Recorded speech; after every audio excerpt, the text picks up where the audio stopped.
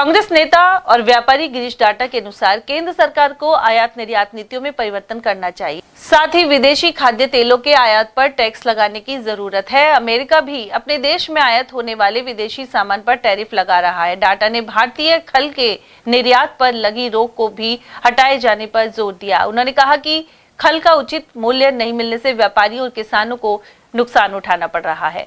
उन्होंने यह भी कहा कि प्याज को मसाला कैटेगरी में शामिल करना चाहिए, जिससे इसका निर्यात होने के साथ ही किसानों को उचित भाव मिल सके। सर, किसानों को मजबूती देने के लिए सरसों के भाव और आगे कैसे बढ़े, व्यापारियों को कैसे लाभ हो, सरकार को विशेषकर केंद्र सरकार को क्या नीति अपनानी चाहिए? देखिए, जो भी मस्टर्ड है, हम राजस्थान के अंदर तो सरसों पैदा होती है। तिलहन के लिए तिलहन उद्योग को एक बहुत बड़ा उद्योग है। खासकर तिलहन और दलहन, ये दोनों चीज़ों की बहुत बम्पर पैदावार करते हैं।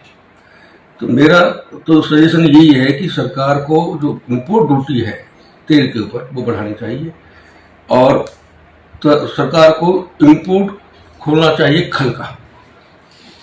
अगर इम्पोर्ट खुल जाएगा तो सरकार को रेवेन्यू बहुत बढ़ेगा, इससे कि बाहर माल जाएगा। उसके अलावा काश्तकार को 2 पैसे फालतू मिलेंगे, कि बाजार में रौनक रहेगी, उद्योग बढ़ेंगे। तो ये ही मैं सोचता हूँ कि सरकार खल का निर्यात खोल दे और आयात तेल के ऊपर ड्यूटी बढ़ा दे।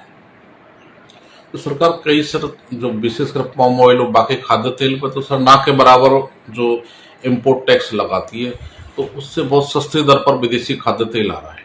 उसका सर सीधा सरसों के तेल पर पड़ रहा है। स्थानीय जो हमारे उद्योग है उन पर असर पड़ रहा है उसका, कि वो इस समय नुकसान में चल रहे हैं।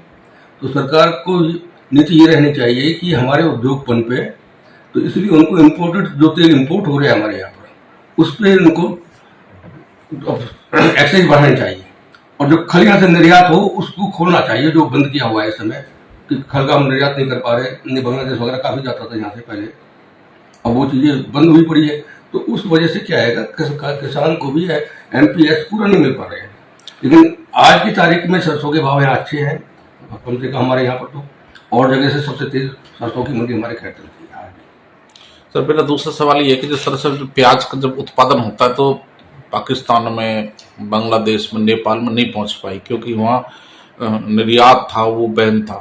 अब वो लगता है कि प्याज का भी जो उत्पादन होता है तो उस समय भी इनको विदेशी निर्यात खोल देना चाहिए, तो जिससे क्या उनको भाव थोड़े ठीक मिले। शुरू में जब प्याज की फसल आई उस समय निर्यात खुला हुआ था, प्याज यहाँ से गई।